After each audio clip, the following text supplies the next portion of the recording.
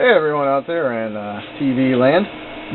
Well, when we last left each other, I was trying to do a maintenance level 11 update. And if you were watching all the videos pretty closely, what ended up happening was I was trying to copy it down to the freshly formatted hard drive. It ended up being, I think, 800 megabytes, the update was. Well,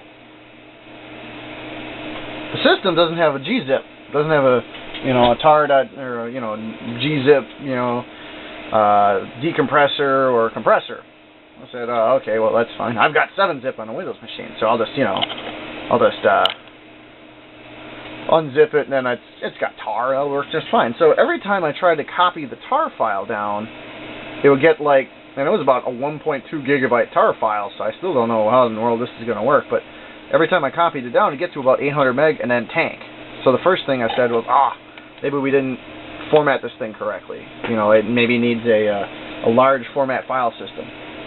So I went out and double checked, and no, apparently AIX 4.3, now maintenance level 0, who knows, has a 64 gigabyte file limit on the large format file system.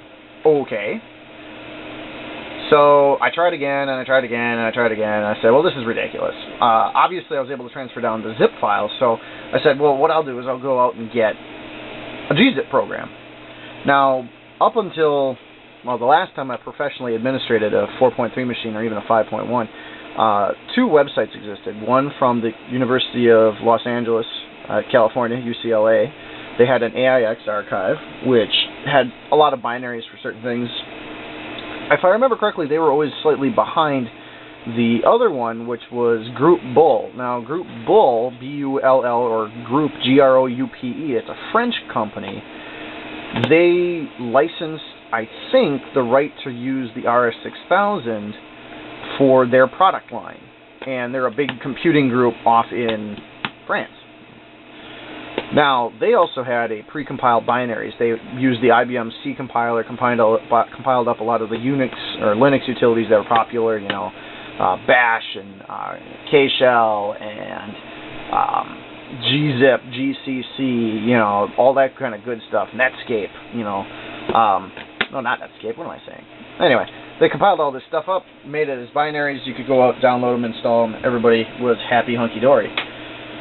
None of those sites exist anymore, or what they do is there's a lot of like AIX 5.3, which was, I want to say, the last system that supported 5.1 is the last AIX that supported microchannel. 5.3, I think, well, I own a couple of IBM F50s, which are kind of this big white, servers. I think I've got some videos either online or I'll have them up soon that go through that machine as well. They're kind of cool. Check it out. But I think AIX 5.3 is the highest that'll run on that. Theoretically, I could run AIX 5.1 on this guy, but I would need 64 megabytes of RAM. That ought to tell you something. AIX 4.33 requires 32 megabytes of RAM. That ought to tell you what we're dealing with here. So I said, man, what am I going to do? I don't have a C compiler. I can't build a zip file. I can't transfer a file that big. And I don't know if there's a way to do a tape install. And since it's so big, I can't install it from CD. So I said, well, you know what we never did? I mentioned a while ago, we never went through and updated the rest of the software from the install media. So I went out and I dug up all my install folders and CDs. There's 4.3.3, disk 1, I got 2 and 3, and there's disk 4. I thought that I didn't actually have these. I thought I had just had burned copies of the disks from years ago. So hey, we'll give that a shot. And in my big pile of crap, I also found a update CD. So hey, who knows what that does? There's that instruction card, AIX version 4. Now this is version 4.3. Now the gotcha with some of this is that might not be 4.3.3. That might just be 4.3, because there was 4.3.1, which, bear with me. Oh,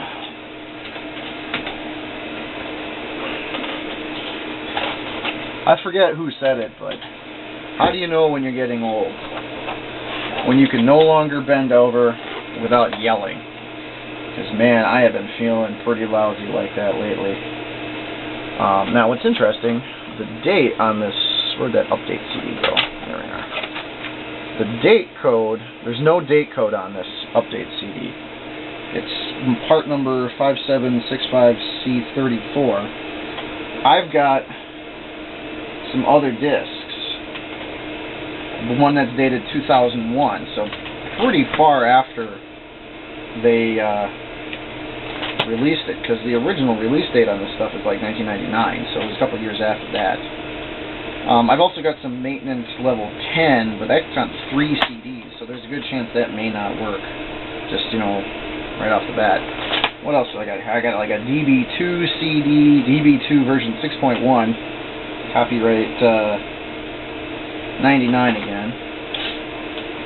I got some bonus pack stuff, which we can try out. Now, the bonus pack might have some of the Linux tools that we're after, you know, the zip files and things like that. Software Development Solutions for AIX version 4.1 volume 2. Oh, Fortran and Pascal for AIX. Oh, that's not that good. Oh, hey, here we go. C for AIX. Now, this might work, but if I remember correctly, we had a hell of a time getting the old AIX, what am I talking about here? We had a hell of a time getting the old IBM C compiler off the systems when we wanted to go to GCC. So, you know, no good there. I suppose the other thing that I can end up doing is just installing 5.1 on this thing and just being done with it.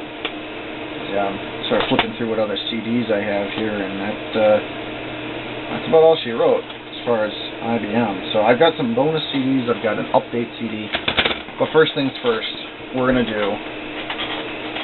see what other goodies the software can get us. So how do you install IBM software from IBM Media for systems like this? Well, first things first, take your disk, pop it in. Easy peasy. And we're going to have to log in. And I'm going to zoom in a little bit here. Alright. Obviously, you have to be root to install. Export term equals IBM 3151.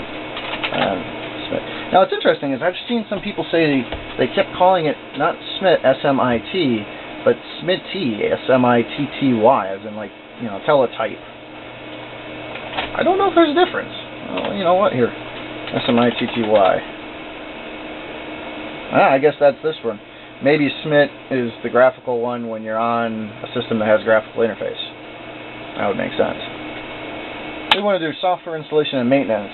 We want to install and update software. We want to install and update software by package name. Yep, because we want to select what we can. We're going to select the CD drive. We could also do floppy or tape.